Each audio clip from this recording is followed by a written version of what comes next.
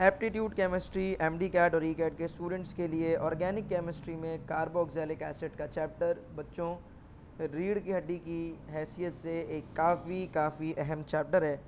Carboxylic acids की बच्चों अगर हम बात करें तो सबसे पहले तो आपको इसकी इंट्रोडक्शन के हवाले से कुछ मालूमात होनी चाहिए कि आखिरकार कार्बोक्सिलिक एसिड्स हम किन्हें कहते हैं।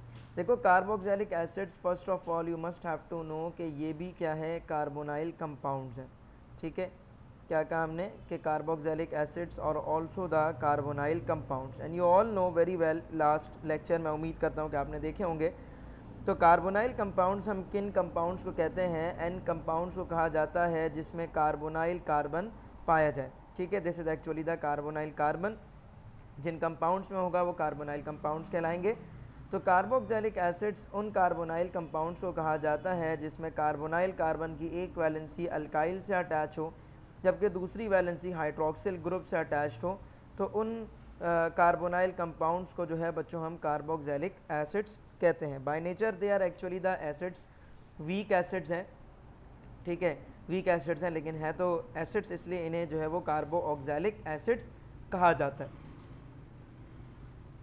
अब यहाँ पर जब आपने कार्बोक्सिलिक एसिड्स का स्ट्रक्चर देख लिया, कार्बोक्सिलिक एसिड का जो स्ट्रक्चर है उसमें आपने देखा कि कार्बोनाइल कार्बन के लेफ्ट एंड राइट साइड पर अल्काइल ग्रुप और हाइड्रोक्साइल ग्रुप अटैच है। उन कंपाउंड्स को हम क्या कहते हैं? कार्बोक्सिलिक एसिड्स कहते हैं। इंट्रोडक्शन जानने के बाद बच्चों आपको ये बात पता होनी चाहिए कि ये एक बहुत ही वर्सेटाइल कंपाउंड है और मुख्तलिफ इसकी जो एप्लीकेशंस हैं इंडस्ट्रीज़ में, डिफरेंट फील्ड्स में मौजूद है। जैसे कि फ़ूड इंडस्ट्री की बात की जाए तो याद रखिएगा कि फ़ूड इंडस्ट्री के अंदर इसकी बड़ी ही अहमियत है क्योंकि ये प्रिजर्वेटिव के तौर पर इस्तेमाल किया जाता है। ठीक है, मतलब फ़ूड को लंबे वक्तों के लिए स्टोर करने के लिए। इसी तरह से फ्लेवरिंग एजेंट भी है ये। ठीक है, फ्लेवरिंग एजेंट समझते हैं आप लोग? जो चीज़ों का मुख्तलिफ टेस्ट आपको खट्टा मीठा महसूस होता है ना, that is because of the flavouring agents. तो वो कार्बोक्सिलिक एसिड्स उसमें शामिल किए जाते हैं। ठीक है, इसी तरह से एसिडिटी रेगुलेटर भी है। ठीक है, ये क्या है आपके पास? एसिडिटी रेगुलेटर भी है। ये बहुत अहम पॉइंट है कि ये जो चीज़ों की एसिडिटी है उनका जो पीएच है वो मेंटेन करवा के रखता है एक लंबे अरसे तक। इसके अलावा हम इसको मुख्तलिफ फार्मास्यूटिकल कंपनीज़ में इस्तेमाल करते हैं। एक बहुत ही इंपॉर्टेंट कंपाउंड है, दैट इज़ एस्प्रिन। आप लोगों के मोहल्ले में, इलाके में, मेडिकल स्टोर्स में जो है वो डिस्प्रिन के नाम से मिलती है, that is actually the aspirin. ठीक है, इसी तरह से ब्रोफिन के नाम से आपको मिलता है या पैरासीटामोल के नाम से मिलता है, दैट इज़ आइबोप्रोफिन। इसी तरह से एक एंटीबायोटिक है, दैट इज़ पेनिसिलिन। उनको बनाने में इसका हम इस्तेमाल करते हैं। कार्बोक्सिलिक एसिड जो है वो आपके पास बड़ा ही इसेंशियल है मुख्तलिफ बायोकेमिकल या बायोलॉजिकल प्रोसेसेस में, जिसमें आपके पास ब्रेक डाउन ऑफ फैट आ जाता है, ब्रेक डाउन ऑफ कार्बोहाइड्रेट आ जाता है। तो उनके ब्रेक डाउन में इस कार्बोक्सिलिक एसिड की बड़ी इंपॉर्टेंस है। ठीक है, और कार्बोक्सिलिक एसिड को हम इस्तेमाल करते हैं स्टार्टिंग मटेरियल के तौर पर डिफरेंट पॉलीमर्स को बनाने में, जैसे कि नायलॉन और पॉलिस्टर के बनाने में। सो दैट मीन्स कि it has versatile use, it has such of very important use in the daily life. ठीक है, बहुत ही इंपॉर्टेंट यूज़ है इसका मुख्तलिफ हमारी ज़िंदगी के डिफरेंट प्लेसेस पर। अब सबसे पहले हमें जो बात करनी है बेटा वो इसके फ़िज़िकल प्रॉपर्टीज़ के ऊपर हमें अपने डिस्कशन को स्टार्ट करना है।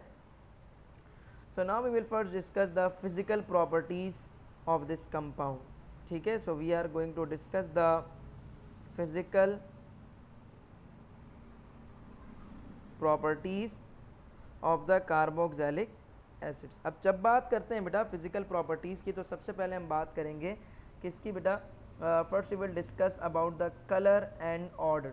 ठीक है, साथ साथ मैं आपको बताता जाऊंगा कि जी इसमें से एमसीक्यू किस तरीके से पूछे जा सकते हैं जो कि आपको आपके पेपर में सॉल्व करते हुए हेल्प करने वाले हैं। तो कलर एंड ऑर्डर की बात की जाए तो एलिफेटिक मोनोकार्बो ऑक्सैलिक एसिड्स जो होते हैं आपके पास वो आम तौर पर जो होते हैं वो कलरलेस होते हैं। ठीक है, एक होता है एलिफेटिक, एक होता है एरोमेटिक।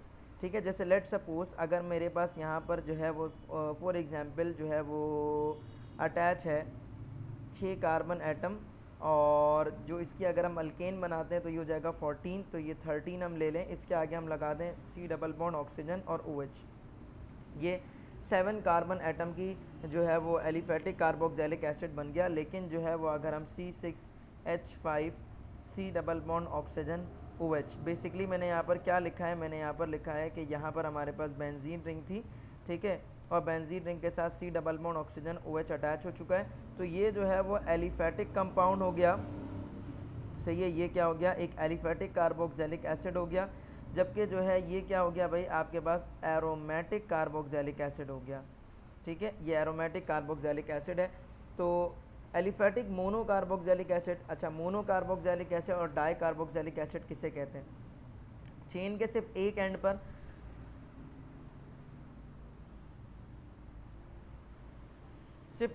पर C double bond oxygen OH मौजूद है, तो ये कहलाएगा मोनो कार्बोक्सिलिक एसिड। जबकि चेन के दोनों एंड्स पर, चेन के दोनों एंड्स पर फॉर एग्जांपल अगर डबल OH मतलब मौजूद है, फॉर एग्जांपल यहाँ पर भी OH मौजूद है, यहाँ पर भी OH मौजूद है C डबल बॉन्ड ऑक्सीजन के साथ, तो ये डाई कार्बोक्सिलिक एसिड कहलाता है ना। तो वो आमतौर पे कलरलेस नहीं होते, लेकिन मोनो कार्बोक्सिलिक एसिड हो और एलिफेटिक हो तो वो आमतौर पर कलरलेस होता है। इनका ऑर्डर कैसा होता है? पंजेंट। ठीक है, ये वर्ड याद रखिएगा पंजेंट का। आपसे डायरेक्टली MCQ पूछा जाएगा कि जी ऑर्डर क्या होता है आपके पास मोनो कार्बोक्सिलिक एसिड्स का या कार्बोक्सिलिक एसिड्स का, तो पंजेंट ऑर्डर होता है। ठीक है, इंटेंसिटी ऑफ ऑर्डर जो है ना वो डिक्रीज़ करता है लेंथ ऑफ चेन पर। मतलब जो पंजेंट ऑर्डर है इसका वो इन्वर्सली प्रोपोर्शनल होगा किसके? चेन लेंथ पर। अब इसका क्या मकसद है बेटा? इसका मकसद ये है कि जितना छोटा कार्बोक्सिलिक एसिड आप लोगे, जितने कम carbon atom containing carboxylic acids आप लोगे तो उसकी स्मेल उतनी ज़्यादा पंजेंट होगी। जितना बड़ा मोनो कार्बोक्सिलिक एसिड आप लोगे उसकी स्मेल उतनी ज़्यादा कम फील होगी। ठीक है, कलर एंड ऑर्डर के बाद बेटा नेक्स्ट पॉइंट हम डिस्कस करने वाले हैं, and that is the solubility. Such a very very important point, solubility. ठीक है, सॉल्युबिलिटी का मतलब होता है हल होने की जो सलाहियत है, that is called as the solubility. ठीक है, जब बात हो सॉल्युबिलिटी की तो इसमें क्या पूछा जाता है? इसमें कहते हैं कि भाई कार्बोक्सिलिक एसिड जो होते हैं ना वो किस में हल हो सकते हैं। सो यू मस्ट रिमेंबर कि जो कार्बोक्सिलिक एसिड्स हैं उसमें जो कार्बोनाइल कार्बन है और जो उसमें OH है, ऑक्सीजन पर पार्शियल नेगेटिव, हाइड्रोजन पर पार्शियल पॉजिटिव, कार्बन पर पार्शियल पॉजिटिव, कार्बन ऑक्सीजन पर पार्शियल नेगेटिव चार्ज है, तो ये प्योर पोलर कंपाउंड है। खुद क्या है आपके पास? ये एक पोलर कंपाउंड है। तो लाइक डिज़ोल्व लाइक रूल के मुताबिक ये डिज़ोल्व हो पाएगा, किस में डिज़ोल्व हो पाएगा? सिर्फ और सिर्फ पोलर सॉल्वेंट्स में ये डिज़ोल्व हो पाएगा, नन पोलर सॉल्वेंट्स में ये डिज़ोल्व नहीं हो सकता। So it can dissolve only in the polar solvent. अब पोलर सॉल्वेंट में कौन कौन आ जाता है? जैसे कि पानी में अगर हम इसको मिलाएं तो ये मिक्सअप हो जाता है, अल्कोहल्स में इसको अगर हम मिलाएं तो ये उसमें भी मिक्सअप हो जाएगा। ठीक है, क्योंकि वाटर में और अल्कोहल के अंदर मॉलिक्यूल्स आपस में हाइड्रोजन बॉन्ड्स बनाते हैं, और जब उसमें आप कार्बोक्सिलिक एसिड को डिज़ोल्व कर देंगे, सही है, जब आप उसमें क्या कर देंगे? कार्बोक्सिलिक एसिड को डिज़ोल्व कर देंगे, चाहे पानी में चाहे अल्कोहल में, so it will form the hydrogen bond. तो ये भी क्या करेगा? हाइड्रोजन बॉन्ड वहाँ पर बनाएगा, क्योंकि इसके पास पार्शियली नेगेटिव ऑक्सीजन मौजूद है, पार्शियल पॉजिटिव हाइड्रोजन मौजूद है। तो ये वाटर के साथ और अल्कोहल के साथ क्यों डिज़ोल्व हो पाता है? हो सकता है MCQ पूछ ले, how they can dissolve in water, because they are polar in nature and they have an ability to form the hydrogen bond with the alcohol and the water. ठीक है, क्लियर हो गई बात? अगेन वही वाली बात हो गई कि लेंथ ऑफ कार्बन चेन अगर हम बढ़ाते जाएंगे तो सॉल्युबिलिटी क्या होती जाएगी? डिक्रीज होती जाएगी। So what does it mean? इसका मतलब ये हो गया, ये तो जर्नल सी बात है, solubility is inversely proportional to the molecular weight, ये एक जर्नल पॉइंट है। सही है, कि जितना ज़्यादा किसी कंपाउंड का मॉलिक्यूलर वेट होगा उसकी कंपाउंड की सॉल्युबिलिटी उतनी कम होगी। तो यहाँ पर क्या है आपके पास? जो सॉल्युबिलिटी है वो इन्वर्सली प्रोपोर्शनल है, किसके ऊपर इन्वर्सली प्रोपोर्शनल है? चेन लेंथ पर। मतलब क्या हुआ इसका?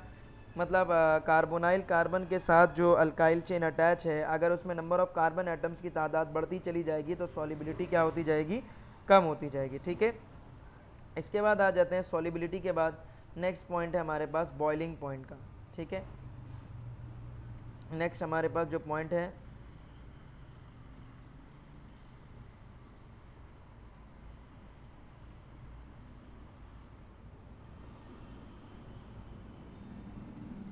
That is boiling point. Boiling point की बात की जाए तो अगर हम बात करें अल्कोहल्स की, कंपैरिजन करें कार्बोक्सिलिक एसिड्स के साथ, तो कंपेयर टू द अल्कोहल जो है ना, कार्बोक्सिलिक एसिड ज़्यादा पोलर होते हैं। ठीक है, मतलब अगर हम बात करें पोलैरिटी की, क्योंकि पोलैरिटी जो है ना वो डिपेंड करती है मेल्टिंग और बॉइलिंग पॉइंट पर, तो पोलैरिटी की बात की जाए तो हम इनको अगर हम कंपेयर करते हैं, किन के साथ कंपेयर करते हैं? अल्कोहल्स के मुकाबले में, तो जो अल्कोहल्स के मुकाबले में आपके पास जो कार्बोक्सिलिक एसिड्स होते हैं वो ज़्यादा पोलर होते हैं, उनकी पोलैरिटी ज़्यादा होती है, सही है। और अगर हम बात करें tendency to form hydrogen bond, किसकी बात करें, tendency to form hydrogen bond, मतलब हाइड्रोजन बॉन्ड बनाने की एबिलिटी को अगर हम कंपेयर करें तो tendency to form the hydrogen bond among themselves, ठीक है, तो हाई टेंडेंसी होती है।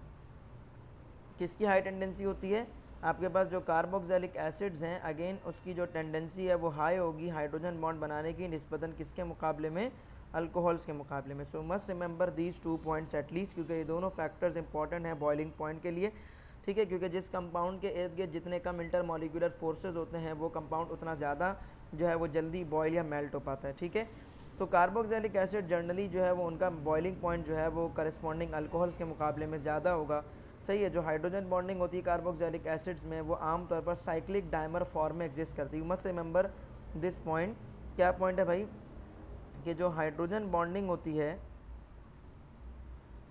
सही है, हाइड्रोजन बॉन्डिंग किसके अंदर, हाइड्रोजन बॉन्डिंग जो पाई जाती है कार्बोक्सिलिक एसिड्स में वो आमतौर पर एग्जिस्ट करती है, वो आमतौर पर एग्जिस्ट करती है किस फॉर्म में एग्जिस्ट करती है, वो एग्जिस्ट करती है साइक्लिक डाइमर फॉर्म में,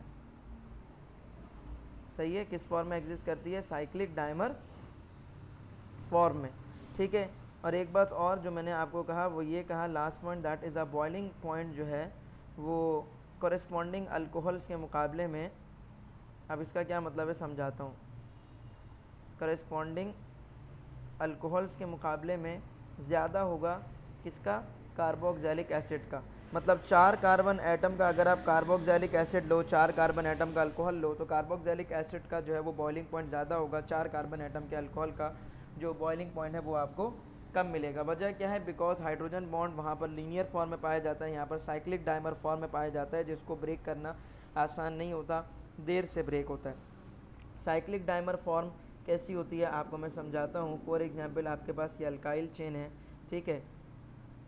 अब ये अल्काइल चेन का आपके पास ये कार्बन है, ये जो है वो आपके पास ऑक्सीजन है, और यहाँ पर जो है वो OH था। अब मैं OH को इस तरह से थोड़ा सा ओपन करके लिखता हूँ, सही है। अब ऑक्सीजन पर जो है वो चूँकि पार्शियल नेगेटिव चार्ज है, यहाँ पर भी जो ऑक्सीजन है इस पर पार्शियल नेगेटिव चार्ज है, और जो हाइड्रोजन है इस पर पार्शियल पॉजिटिव चार्ज है। अब यहाँ पर ये रहा कार्बन, ये रहा आपके पास अल्काइल, सही है, ये रहा आपके पास ऑक्सीजन और ये रहा उसका हाइड्रोजन। ऑक्सीजन पर again partial negative charge, hydrogen पर पार्शियल पॉजिटिव चार्ज, अल्हम्दुलिल्लाह। इसके बाद यहाँ पर आ जाएगा फॉर एग्जांपल आपके पास कार्बोनाइल कार्बन का ऑक्सीजन, जिस पर ऑलरेडी पार्शियल नेगेटिव चार्ज है, ठीक है। तो आपको पता है कि जो हाइड्रोजन बॉन्ड है वो कहाँ पर बनता है, between the partial negative oxygen, nitrogen, fluorine, chlorine with the partial positive hydrogen of the another compound. तो ये जो पार्शियल नेगेटिव ऑक्सीजन है ये हाइड्रोजन बॉन्ड बनाएगा अगले वाले कार्बोक्सिलिक एसिड के H+ आयन के साथ, और ये वाला जो ऑक्सीजन है वो हाइड्रोजन बॉन्ड बनाएगा इस पार्शियल पॉजिटिव H+ आयन के साथ। अब ये पूरा एक साइक्लिक स्ट्रक्चर बन गया due to this hydrogen bond. अगर ये हाइड्रोजन बॉन्ड नहीं होते तो ये दोनों मॉलिक्यूल अलहदा थे। अब ये दोनों हाइड्रोजन बॉन्ड बन गए हैं, ठीक है। इन दोनों हाइड्रोजन बॉन्ड बनने की मदद से ये क्या बन गया, ये एक साइक्लिक डाइमर बन गया, ठीक है। ये क्या बन गया, एक साइक्लिक डाइमर बन गया। डाइमर क्यों बोलते हैं, क्योंकि 2 मॉलिक्यूल हैं। साइक्लिक का वर्ड क्यों कहते हैं, क्योंकि ये साइक्लिक फॉर्म में कंपाउंड फॉर्म हो गया। So must remember the point, between the 2 carboxylic acid there is only 2 hydrogen bond that results to form the cyclic dimer. तो अगर MCQ पूछ लिया जाए कि साइक्लिक डाइमर बनाने के लिए कितने जो है वो हाइड्रोजन बॉन्ड की ज़रूरत है, so there are 2 hydrogen bonds required to form the cyclic dimer, ठीक है। यहाँ पर आकर फिजिकल प्रॉपर्टीज़ जो है और इंट्रोडक्शन वाला पॉइंट ख़त्म होता है। बकिया जो रिमेनिंग पॉइंट इंशाल्लाह फिर वो हम नेक्स्ट क्लास में डिस्कस करेंगे।